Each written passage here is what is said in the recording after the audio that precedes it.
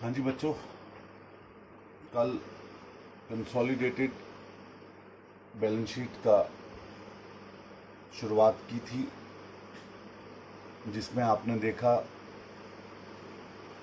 कि एक holding company subsidiary company की असेट्स और लायबिलिटीज़ को अपनी बुक्स में कैसे कंसोलिडेट करेगी। एक बार जल्दी से मैं रिपीट कर देता हूँ। जब भी कोई होल्डिंग कंपनी 50 या 50% से ज़्यादा शेयर्स किसी दूसरी कंपनी के परचेज करती है, तो सबसे पहला स्टेप आपको क्या लेना होगा कि उन शेयर्स की नेट वर्थ निकालनी होगी। और नेट वर्थ निकालने के बाद आप उसे कॉस्ट ऑफ एक्विजिशन के साथ कंपेयर करेंगे। अगर आपने कॉस्ट ज़्यादा पे की है तो वो गुडविल है, और अगर आपने कम पे की है तो वो कैपिटल रिजर्व है। इसके बाद हम लोगों ने कैलकुलेट किया माइनॉरिटीज इंटरेस्ट। माइनॉरिटी इंटरेस्ट क्या होता है? जिस दिन होल्डिंग कंपनी ने शेयर्स एक्वायर किए थे, उस दिन की नेट वर्थ में जितना माइनॉरिटीज का हिस्सा है वो हम कैलकुलेट कर लेते थे, और पोस्ट एक्विजिशन प्रॉफिट में उसका पार्ट कैलकुलेट करके उनके माइनॉरिटीज इंटरेस्ट में ऐड कर दिया जाता था। एक बात मैंने और बताई थी आपको कि असेट्स का अगर रीवैल्यूएशन हो रहा है और revaluation at the date of acquisition हो रहा है, यानी प्री एक्विजिशन है, तो रीवैल्यूएशन से होने वाला प्रॉफिट आप नेट वर्थ में ऐड कर देंगे, और अगर लॉस हो रहा है तो उसे लेस कर दिया जाएगा, यानी वो नेट वर्थ का ही हिस्सा होगा। और अगर रीवैल्यूएशन बाद में हुआ है तो उसका ट्रीटमेंट वैसे ही होगा, यानी अगर कम हो गया है तो प्रॉफिट एंड लॉस अकाउंट की डेबिट साइड में जाएगा, और अगर ज्यादा बढ़ गया है तो प्रॉफिट एंड लॉस अकाउंट के क्रेडिट साइड में जाएगा। आमतौर पर प्रॉफिट ऑन रीवैल्यूएशन हम कंसीडर नहीं करते, लेकिन अगर क्वेश्चन में कहा गया है तो वो कर दिया जाएगा। अब मैं एक अगला पॉइंट ले रहा हूं, बड़े ध्यान से सुनते जाइएगा। छोटे छोटे पॉइंट्स हैं और जल्दी से हम आगे बढ़ते चले जाएंगे। प्रयास करूंगा आज मैक्सिमम चैप्टर आपका कंप्लीट हो जाए। देखिए बेटे, सब्सिडरी कंपनी से अगर आपको डिविडेंड रिसीव्ड होता है, होना भी चाहिए, क्योंकि जब आपने शेयर्स खरीदे हैं तो उन शेयर्स पर आपको डिविडेंड अवश्य प्राप्त होगा। अब बात आती है कि ये डिविडेंड आपको कौन से वाले प्रॉफिट में से प्राप्त हुआ है। क्या ये प्री एक्विजिशन प्रॉफिट में से प्राप्त हुआ है या पोस्ट एक्विजिशन प्रॉफिट में से प्राप्त हुआ है? आप कहेंगे सर कैसे पता चलेगा हमको? देखिए, मान लीजिए किसी पर्टिकुलर कंपनी ने 1/4/2019 को शेयर्स परचेज कर लिए, 1/4 को, यानी ये वर्ष चल रहा था 2019-20, और जुलाई अगस्त में आकर के उस कंपनी ने डिविडेंड डिक्लेयर किया। किसने? सब्सिडरी कंपनी ने। तो ये स्वाभाविक है, नेचुरल सी बात है, आप बहुत पढ़ चुके हैं। ये डिविडेंड 18-19 के प्रॉफिट का होगा, तो ये प्री एक्विजिशन है। आप समझ रहे हैं ना मेरी बात को? अगर 19-20 का होगा वो पोस्ट एक्विजिशन है। 19-20 का कब होगा? 20-21 में जाकर के। इंटरिम डिविडेंड होगा 19-20 में, तो वो भी 19-20 का ही होगा, पोस्ट होगा, क्योंकि हमने 1/4 को ही खरीद लिए थे शेयर्स। लेकिन अगर 18-19 का डिविडेंड मिल रहा है तो ये प्री एक्विजिशन डिविडेंड होगा। और याद रखिए, क्या करेंगे? इसे कॉस्ट ऑफ इन्वेस्टमेंट, यानी जितने में आपने वो शेयर्स परचेज किए थे उसमें से लेस कर देंगे। मैंने आपको कई बार एग्जांपल दिया था क्लास में भी कि आपने एक प्लॉट खरीदा और उस प्लॉट में नींव भरी हुई थी, आपने प्लॉट की कीमत के हिसाब से पेमेंट कर दिया सेलर को, उसने नींव के लिए आपसे कोई पैसा नहीं लिया। जब आपने नींव खुदवाई तो उसमें पूरी पूरी ईंटें आपकी निकल के आ गई बाहर। अब आपको 2 लाख रुपए की ईंटें कम परचेज करनी पड़ेंगी। वो प्लॉट अगर आपने 40 लाख का खरीदा था, अगर 2 लाख की ईंटें उसमें निकल के आ गई हैं, तो फिर आप क्या कहोगे लोगों से कि मुझे वो प्लॉट 38 लाख का पड़ गया।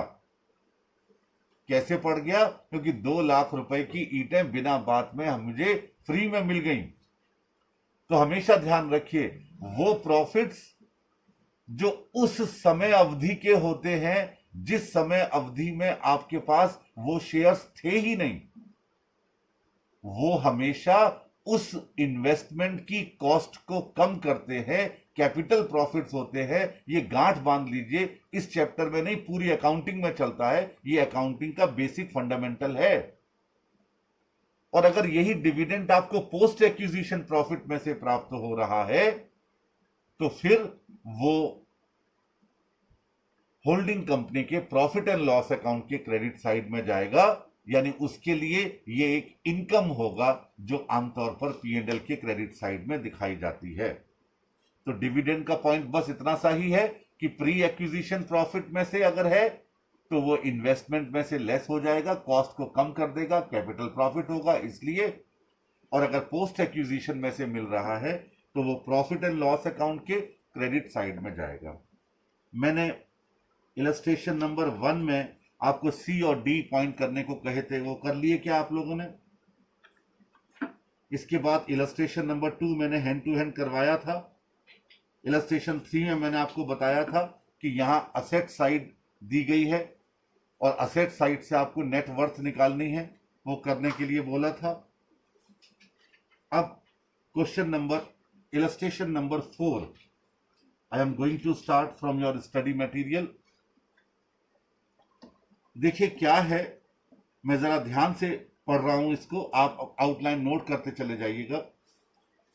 कहता है A limited acquired 70% of equity shares of B limited, यानी होल्डिंग है 70% की, ऑन 1/4/2010, 1/4/2010 को, at a cost of ₹10 lakhs, यानी कॉस्ट ऑफ एक्विजिशन है 10 lakhs rupees, when B Limited had an equity share capital of ₹10 lakhs, reserves and surplus of ₹80,000, यानी 10 लाख रुपए की capital थी और रिजर्व्स एंड सरप्लस 80,000 रुपए के थे उस दिन, जिस दिन ए लिमिटेड के द्वारा ये 70% शेयर्स खरीदे गए थे।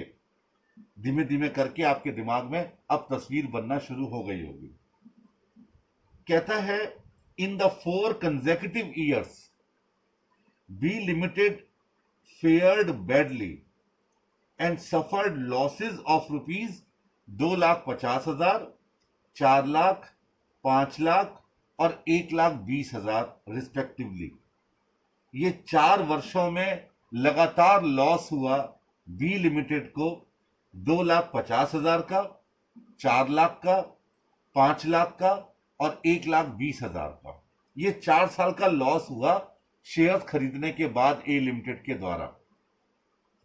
देयरफॉर इन 2014-15, देखिए 2010 में खरीदे गए थे तो 10-11 में लॉस, 11-12 में लॉस, 12-13 में लॉस और 13-14 में लॉस।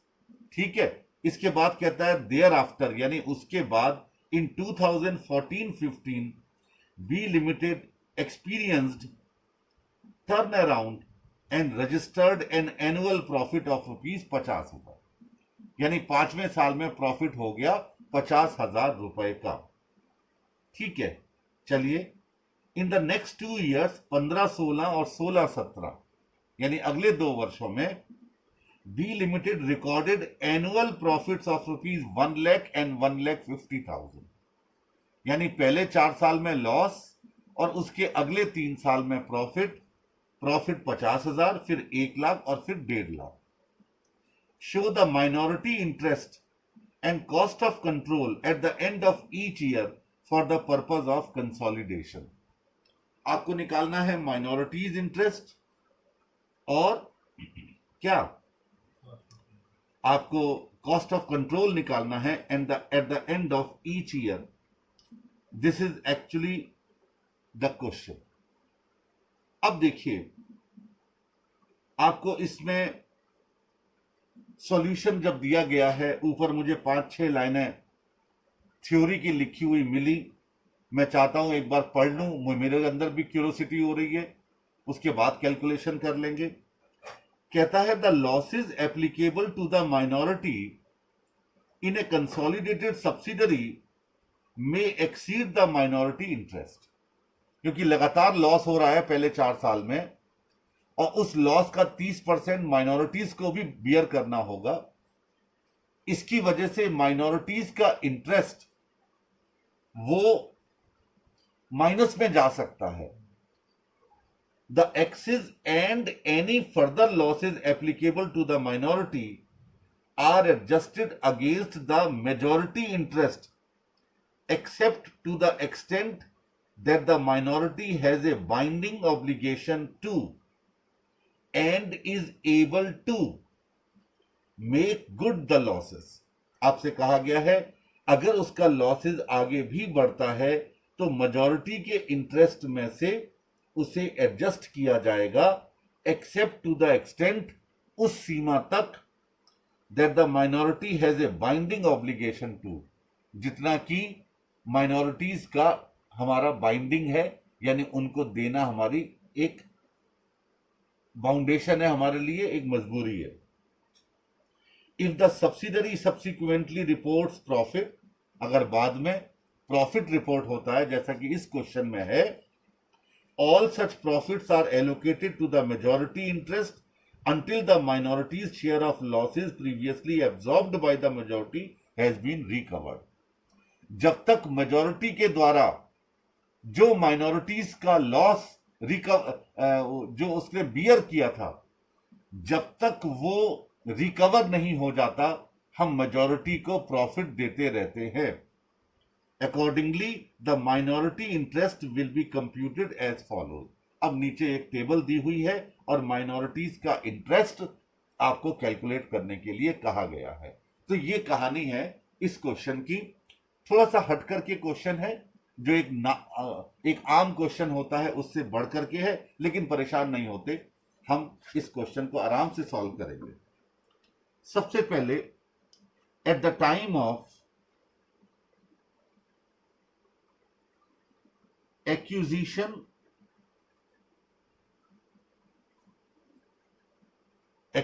के टाइम पर, that is as on 1/4/2010, net worth बराबर net worth of B limited. देखिए शेयर कैपिटल कितनी है साहब, शेयर कैपिटल है 10 लाख। रिजर्व्स कितने हैं जी,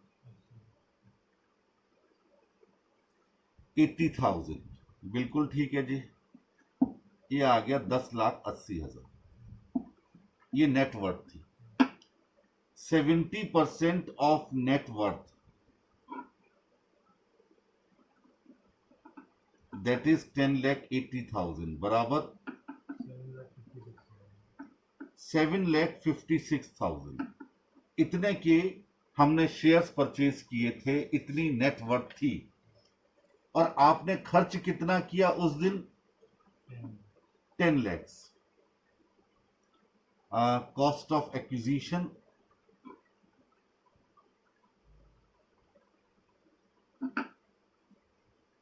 यानी आपने 7,56,000 का माल खरीदा और 10 लाख रुपए आप पे कर रहे हैं, तो जो बैलेंसिंग फिगर आ गई वो क्या आ गई, कॉस्ट ऑफ कंट्रोल, जिसे आप क्या कहते हैं, गुडविल।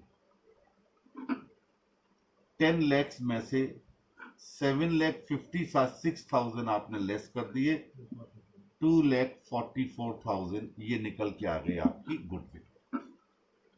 ये तो पहला पॉइंट हो गया। अब निकालते हैं minorities interest. Minorities interest as on the date of acquisition, acquisition वाले डेट पर 30% ऑफ नेट वर्थ कितना हो गया जी? 3,24,000। यानी माइनॉरिटी का इंटरेस्ट एक्विजिशन वाली डेट पर 3,24,000 रुपए का था at the beginning of the year 2010-11। Clear हो गया? अच्छा जी, बिल्कुल सही हो गया। अब क्या होगा, आगे चलते हैं। 2010-11 में B limited suffered a loss of rupees कितना? 2,50,000, 2,50,000 रुपए का उसने लॉस सफर किया। इसमें 70% तो होल्डिंग कंपनी को बियर करना पड़ेगा। होल्डिंग कंपनी को बियर करने वाला कोई बात यहां पर फिलहाल कही नहीं गई है, मतलब निकालने की, कैलकुलेट करने की, क्योंकि होल्डिंग कंपनी तो अपने प्रॉफिट को जो उसने कमाया होगा उसमें से घटा देगी इसका 70%।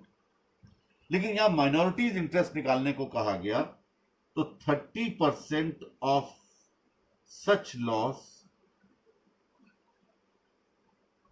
Is to be borne by minorities. ठीक है, दैट इज 75,000। तो माइनॉरिटी का interest at the end of this year कितना रह गया?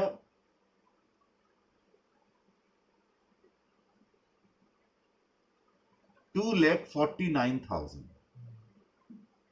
क्लियर? ये माइनॉरिटीज इंटरेस्ट आ गया एज ऑन 31/3/2011। कोई शक? अब आइए 2011-12, minorities interest at the beginning कितना था? 2,49,000 लेस कीजिए 30% ऑफ रुपीज, कितना लॉस था? 4 लाख। यानी जो लॉस था ऑफ बी लिमिटेड उसका 30% कौन बियर कर रहा है? माइनॉरिटीज, यानी 1,20,000। तो उनका बैलेंस रह गया 1,29,000, 1,29,000। ये माइनॉरिटीज इंटरेस्ट रह गया MI एज ऑन 31/3/2012। 2 साल हो चुके हैं। चलिए आगे बढ़ते हैं।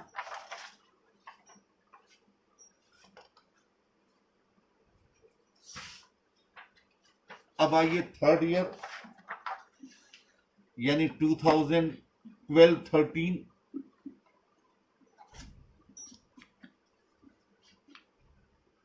2012-13 minorities interest at the beginning कितना था साहब? 1,29,000 लेस करेंगे 30% ऑफ रुपीज 5 lakhs। लॉस कितना था 12-13 में? 5 लाख रुपए का, 5 लाख रुपए का लॉस था। तो 30% जब इसने बियर किया तो ये आ गया 1,50,000। ठीक है, तो बैलेंस रह गया 21,000, वो भी माइनस में। यानी माइनॉरिटीज इंटरेस्ट अब माइनस में चला गया। और आपको बताया गया था 21,000 रुपए के आगे लिखिए लॉस ऑफ माइनॉरिटीज, 21 के नीचे लिखना है minorities borne by holding company that is A limited. तो 21,000 रुपए जो माइनस की फिगर थी उसके नीचे 21,000 प्लस आ गया और माइनॉरिटीज इंटरेस्ट नील रह गया।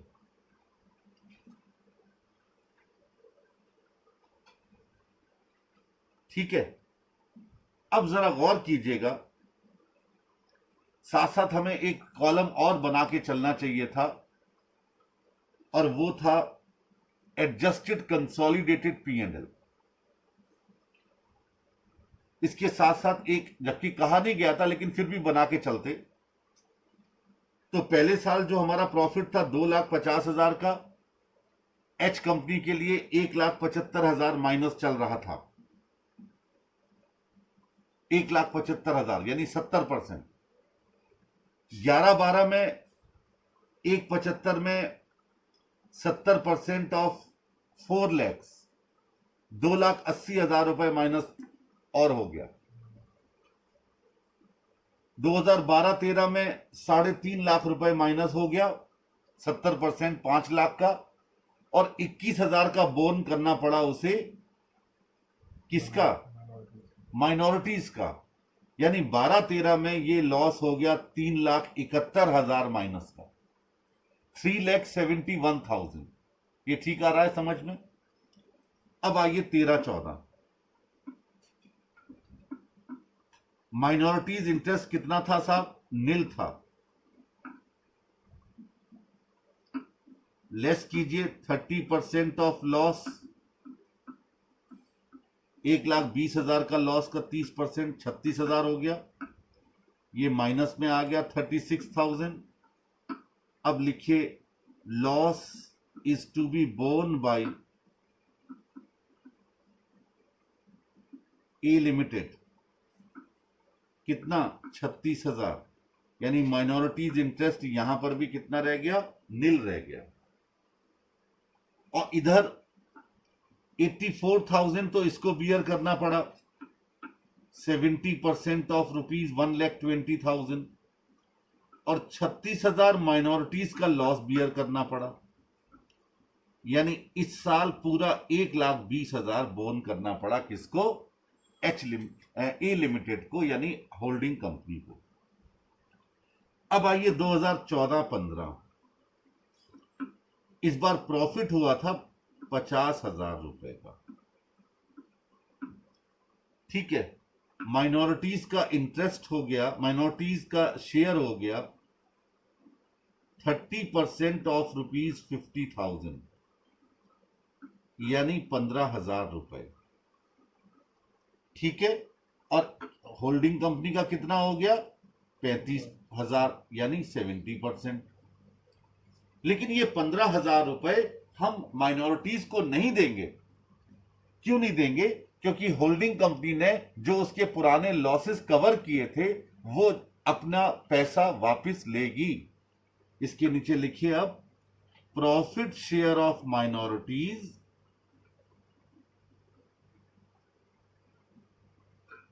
Adjusted against losses of minorities absorbed by holding company।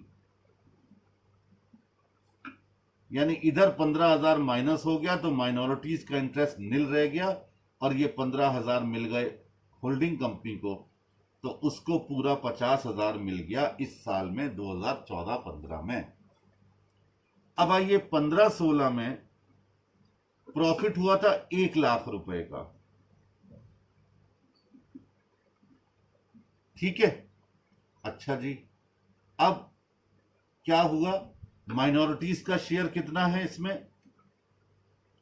30% of ₹1 lakh, यानी 30,000, और होल्डिंग कंपनी का कितना है?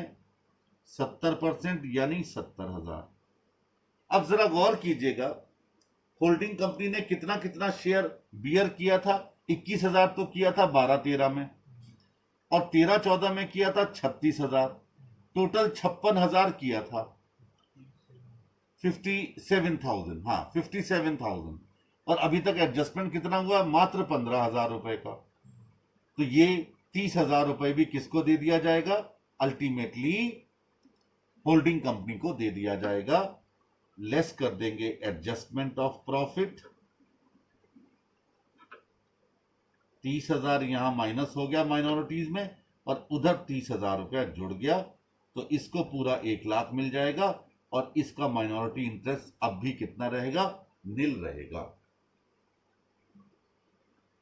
अभी कितना और रह गया, 57 में से 45 चला गया, तो 15,000 रुपए, नहीं 12,000 रुपए और रह गया, जो हम 16-17 में बियर करेंगे।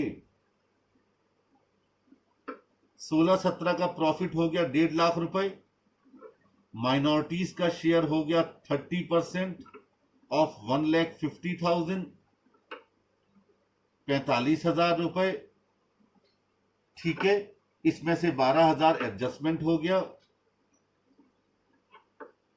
1,05,000 होल्डिंग कंपनी का हो गया, 12,000 इसमें से लेस कर देंगे, यानी माइनॉरिटी का इंटरेस्ट रह गया 33,000, और इसको 12,000 जोड़ देंगे, 1,17,000 मिल जाएगा होल्डिंग कंपनी को 2016-17 में। बस यही क्वेश्चन था, यही क्वेश्चन था। अब इन्होंने क्या किया आपकी स्टडी में, इन्होंने थोड़ा सा, हमने तो थ्योरी लिखते गए, इन्होंने टेबल बना डाली। टेबल में पहला कॉलम बनाया ईयर का, कोई दिक्कत नहीं। दूसरा कॉलम बनाया प्रॉफिट या लॉस, खाली प्रॉफिट लॉस की फिगर दिखाते गए, लॉस की ब्रैकेट में और प्रॉफिट की बिना ब्रैकेट के। फिर दिखाया अगला कॉलम माइनॉरिटीज इंटरेस्ट, नीचे लिखा 30%। फिर लिखा additional consolidated P&L account debit या क्रेडिट, यानी ये एच कंपनी का। अगला कॉलम बनाया minorities share of loss borne by A limited, और आखिरी कॉलम बनाया कॉस्ट ऑफ कंट्रोल, जिसमें जो हमारी 2,44,000 की गुडविल आई थी वो एंड तक वही लिखते चले गए हर साल में, 244। तो उन्होंने टेबल बना करके इस पूरे क्वेश्चन को सॉल्व किया, हमने स्टेटमेंट बना करके किया है। आपकी चॉइस है, आप जैसे चाहें इसे सॉल्व कर सकते हैं। चलिए, ये एक थोड़ा सा अलग हटकर क्वेश्चन था, इसका कोई चैप्टर से रिलेशन तो है, लेकिन इस क्वेश्चन में एक नई बात हमने सीखी। और वो क्या बात सीखी, वो ये सीखी कि अगर बिजनेस में लगातार लॉस हो रहा है और माइनॉरिटीज का इंटरेस्ट लॉस को घटाते घटाते माइनस में चला गया है, तो ये कौन बियर करेगा, होल्डिंग कंपनी बियर करेगी। और जब तक बियर करती रहेगी, जब तक माइनस चलता रहेगा, और जैसे ही प्रॉफिट आना शुरू हो जाएगा वैसे ही होल्डिंग कंपनी क्या करेगी, अपना पहले जो उसने लॉस बियर किया था उसे पहले लेस करेगी, और उसके बाद फिर माइनॉरिटीज का इंटरेस्ट मिलना शुरू होगा, बाकी बचा हुआ जब वो प्लस में आ जाएगा। ये नई चीज आपने इस क्वेश्चन में सीखी, इसे याद रखिए समझदारी के साथ। चलिए, अब एक इलस्ट्रेशन नंबर 5 और है, वैसे मैंने आपके लिए छोड़ा था, लेकिन अब लगे हाथों में ही करवा देता हूं, आपकी स्टडी का है। कहता है H limited acquired 3,000 shares in H limited. H limited कितने शेयर्स एक्वायर कर रही है, 3,000 शेयर्स, किसमें, एच लिमिटेड में, at a cost of ₹4,80,000। Cost of acquisition कितनी आ गई, 4,80,000। ठीक है, बिल्कुल सही जा रहा है। ऑन 31/7/2016, अब यहां पंगेबाजी होनी है क्योंकि ये बीच में खरीदा गया, यानी कि अप्रैल मई जून जुलाई, 5 महीने बाद, अप्रैल मई जून जुलाई 4 महीने बाद। ठीक है, 31/7 डेट पर बहुत ध्यान रखना। The capital of S limited consisted of 5,000 shares of ₹100 each fully paid. S limited की कैपिटल कितनी थी, 5,000 शेयर्स। जरा बताइए कितने परसेंट एच लिमिटेड ने परचेज कर लिया, 60%। बिल्कुल ठीक है, जो कि 3,000 शेयर परचेज कर लिए थे आउट ऑफ 5,000। कहता है the profit and loss account of this company for 2016, 2016 का प्रॉफिट, 2016 का, यानी इन्होंने कैलेंडर ईयर बेस लिया है, 2016 का प्रॉफिट, 2016-17 नहीं कहा है। एग्जाम में डेट पर बहुत ध्यान रखना बच्चे। 2016 का प्रॉफिट, अब यानी प्री एक्विजिशन 7 महीने हो गए, जनवरी, फरवरी, मार्च, अप्रैल, मई, जून, जुलाई, और पोस्ट एक्विजिशन 5 महीने हो गए। कहता है क्या, ओपनिंग बैलेंस 1,25,000। 1,25 का ओपनिंग बैलेंस था and profit for the year was 3 lakh. जो प्रॉफिट था वो 3 लाख रुपए का था। 3 लाख रुपए का प्रॉफिट कब था? ईयर का। यानी इसका मतलब प्रॉफिट एंड लॉस अकाउंट का बैलेंस क्लोजिंग में 4,25 दिया गया होगा। क्वेश्चन कहता है eight the end of the year it declared A dividend of 40%। इसने डिविडेंड डिक्लेयर किया 40%। Record the entry in the books of H limited in respect of the dividend. आपसे कहा गया डिविडेंड के रेस्पेक्ट में आप एंट्री बताइए। क्या करेंगे? एच लिमिटेड की बुक्स में। अब जरा गौर कीजिएगा, एच लिमिटेड का जो प्रॉफिट था उसे हम बांटेंगे। हम 2 कॉलम बना लेते हैं, एक पर्टिकुलर्स का, एक कैपिटल प्रॉफिट का, एक रेवेन्यू प्रॉफिट का। 3 कॉलम बना लिया। ठीक है, ये सॉल्यूशन शुरू हो गया। बैलेंस 1 तारीख को था 1,25,000 रुपए का। बेटे ये क्या है?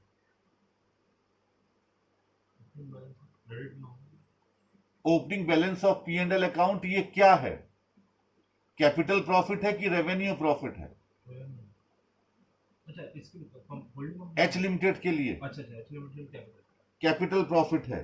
तो लिखिए बैलेंस ऑन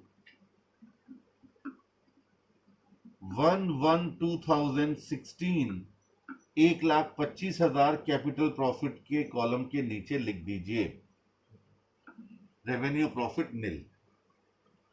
इसके बाद है प्रॉफिट फॉर 2016। 3 लाख रुपए का प्रॉफिट कमाया इसने। इसमें से 7 महीने का प्रॉफिट क्या होगा? Capital profit. और 5 महीने का प्रॉफिट होगा रेवेन्यू प्रॉफिट, क्योंकि आपने शेयर खरीदे हैं 31/7 को, तो उससे पहले का भी अगर आपको प्रॉफिट मिल रहा है तो वो आपके लिए कैपिटल प्रॉफिट होगा। कई बार डिस्कशन हो चुका है। तो 3 लाख का 7/12 1,75,000 तो कैपिटल प्रॉफिट है और 1,25,000 रुपए यानी 3 लाख का 5/12 ये रेवेन्यू प्रॉफिट हो गया। ठीक आती है बात? अब इनका टोटल कर दीजिए। 3 लाख कैपिटल प्रॉफिट हो गया और 1,25,000 रेवेन्यू प्रॉफिट हो गया एच लिमिटेड के लिए। ये प्रॉफिट आ गया टोटल 3 लाख और 1,25,000। अब लिखिए proportional share of H limited. Share of H limited कितना होगा इसका? 60%। यानी 3 लाख का 60% हो गया 180 और 1,25 का 60% हो गया 75,000 रुपए। ठीक है, ये तो हमने एक टेबल सी बना ली प्रॉफिट में से। अब ध्यान दीजिए, कहता है 40% डिविडेंड डिक्लेयर किया। क्या मैं आपसे जान सकता हूं कि डिविडेंड 40% किसका निकाला जाएगा? शेयर्स की वैल्यू को निकाला जाना चाहिए। कितना? कितनी शेयर की वैल्यू है? कॉस्ट ऑफ एक्विजिशन 3,000 शेयर थी, 4,80,000 दी है। इस हिसाब से 5,000 शेयर से निकाल दिए। ये तो cost of acquisition. Dividend question में कहा गया है, बस घुमाने की कोशिश क्यों करते हो? एक ही आंसर होता किसी भी चीज का। 40% डिविडेंड अगर एस लिमिटेड डिक्लेयर कर रही है तो कितने पर कर रही होगी? एक आंसर है बस। 5,000 शेयर। टोटल अमाउंट बताइए। शेयर पर थोड़ी होता है, शेयर की अमाउंट पर होता है।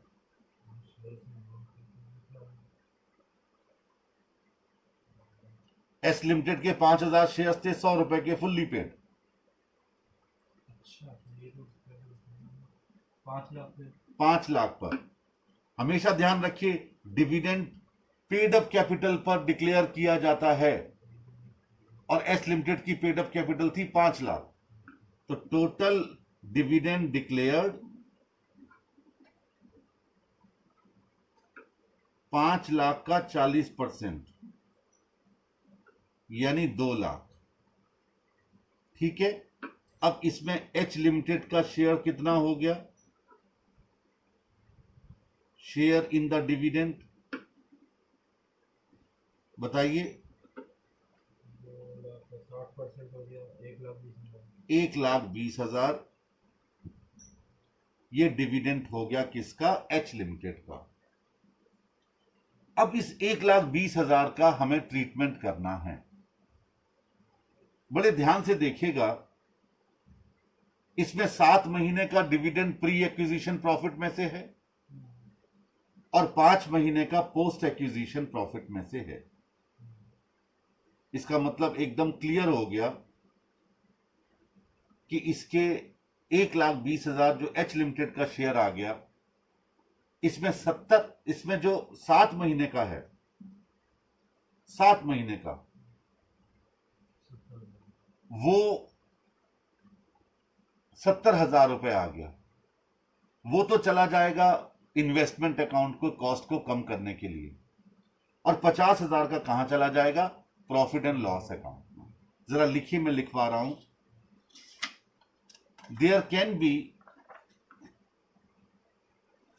Can be two situations.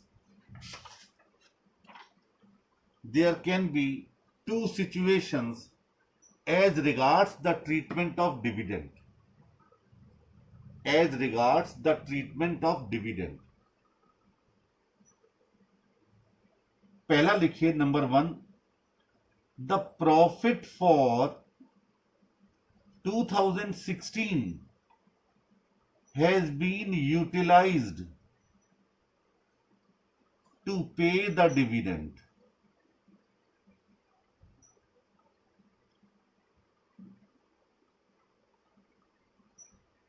To pay the dividend, यानी 2016 का ही जो प्रॉफिट आया था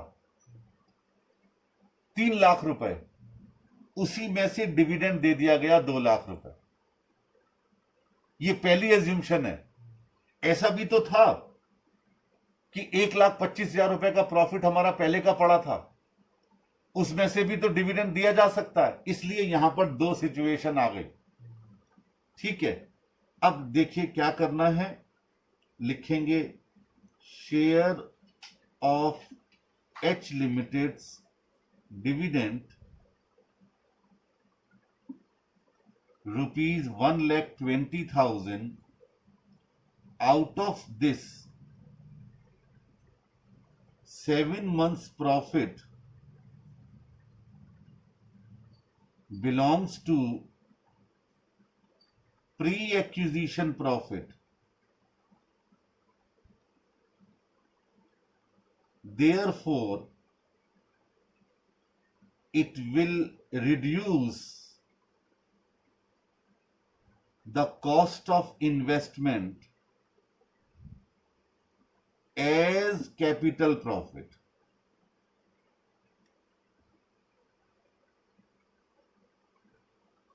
फुल स्टॉप। अगली लाइन से dividend for 5 months belongs to post acquisition profit, hence it is a revenue profit transferred to P&L account। ये पहली सिचुएशन हो गई। तो 1,20,000 में से 7 महीने का 70,000 हो गया। आप एंट्री करेंगे यहां पर बैंक अकाउंट डेबिटेड, क्योंकि एंट्री करने के लिए कहा गया था 1,20,000 to investment account to profit and loss account. Investment में 70,000 क्रेडिट हो गया और P&L में 50,000 क्रेडिट। ये पॉइंट क्लियर हो गया, क्योंकि 7 महीने का प्रॉफिट इसमें से कौन सा था? Pre acquisition. हमने 31/7 को ये शेयर्स खरीदे थे। अब आपकी स्टडी ने थोड़ा क्या किया, घुमा दिया। कैसे घुमाया, जरा ध्यान से सुनना। कहता है the share of H limited is profit, sorry, the share of H limited in profit for the first 7 months of S limited 1,05,000। कैसे निकाला इसने 1,05,000?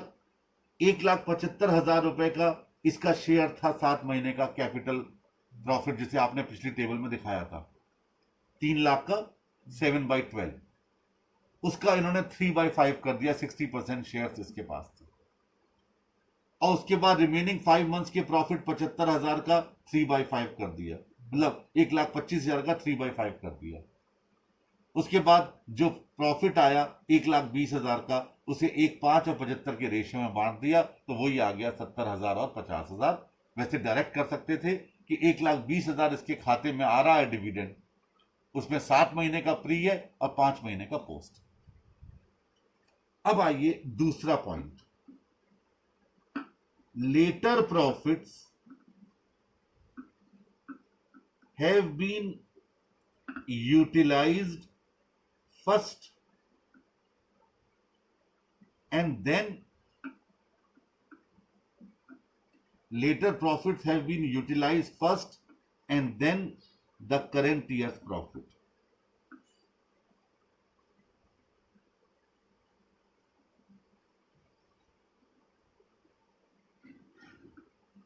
अब जरा ध्यान दीजिएगा इसमें क्या कहानी बनेगी। 1,20,000 रुपए का डिविडेंड प्राप्त हुआ किसको?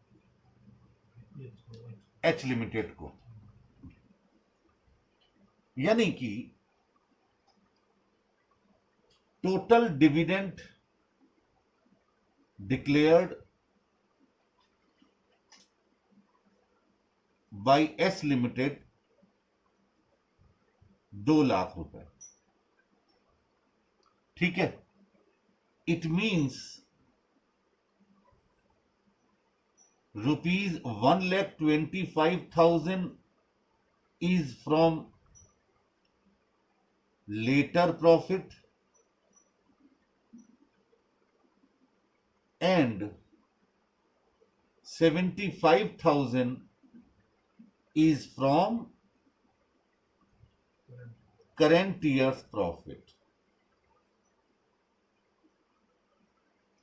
75,000 तो करेंट ईयर के प्रॉफिट में से था और 1,25,000 रुपए पुराने प्रॉफिट्स में से उसने दे दिया। अब बात पर गौर करना, ध्यान से सुनना।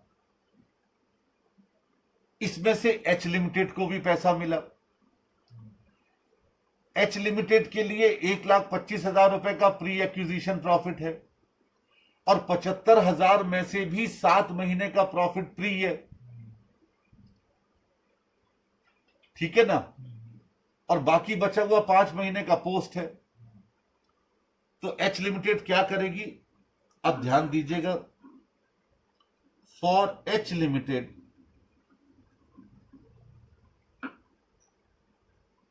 The pre acquisition period dividend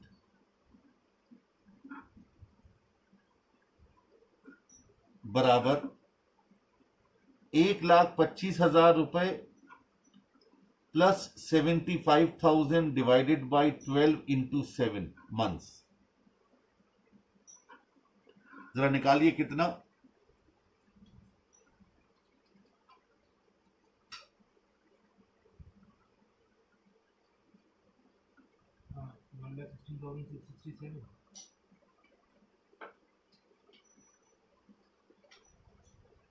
एक 1,25,000 में तो प्लस ऐड कर ही रहे हो। 168,750 इसका 60% मिल रहा है किसको? एच लिमिटेड को। तो इंटू 60% कीजिए, 1,01,250 और बाकी बचा हुआ पोस्ट का हो गया। आपकी बुक में इसमें लिखा है, in such a case the whole of rupees 75,000 share of H limited in profits of S limited after 1/7/2016 would be received and treated as revenue income। the remaining dividend of rupees 45,000, that is 1,20,000 less 75,000, would be a capital receipt. The entry would be,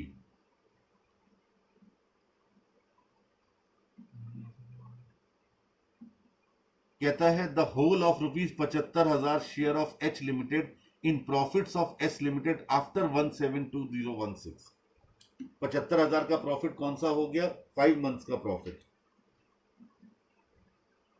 would be received and treated as revenue income. The remaining dividend 45,000 would be capital receipt. The entry would be,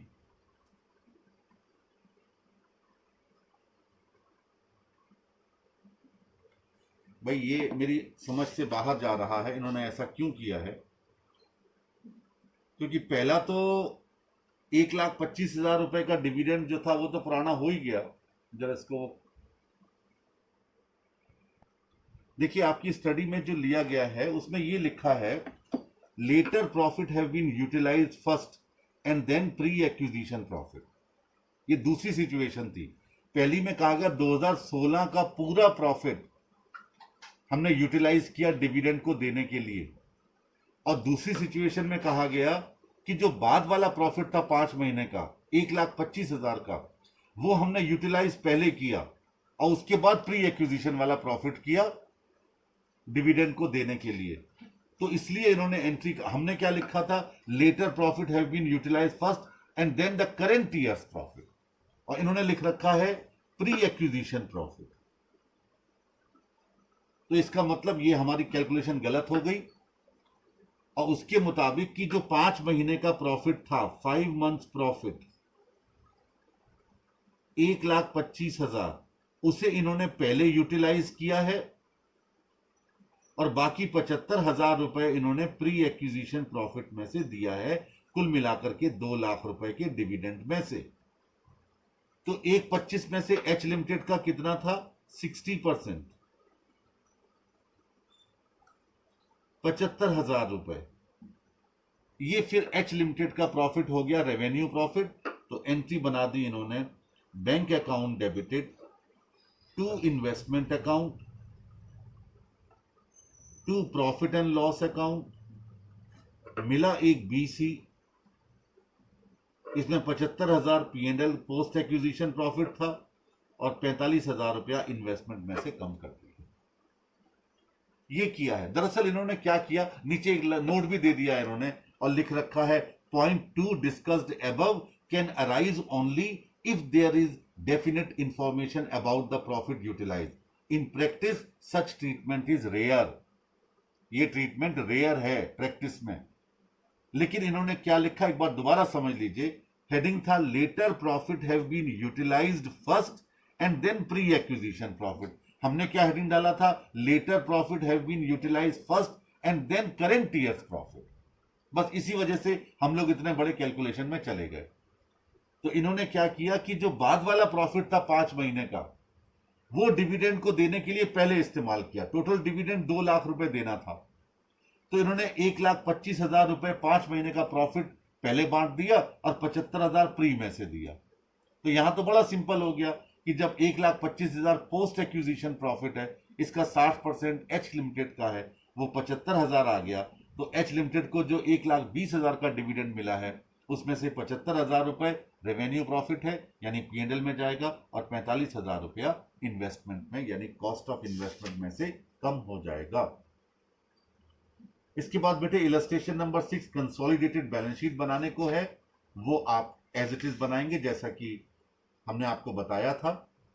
इसके बाद अगला जो point है इस chapter का वो है intra group transaction. देखिए, इंट्रा ग्रुप ट्रांजैक्शंस वो होते हैं जो कि, देखिए टाइम कितना हो गया, क्या स्टार्ट करूं या आगे के लिए छोड़ूं इसको? 50 मिनट हो गए। 50 मिनट होगा बेटे। मैं अगले लेक्चर में इसको करूंगा। अपलोड होने में बहुत टाइम लग जाता है, अगर ज़्यादा बड़ी फाइल हो जाती है तो अगले लेक्चर में मैं रिकॉर्ड कर देता हूं इसको। Thank you.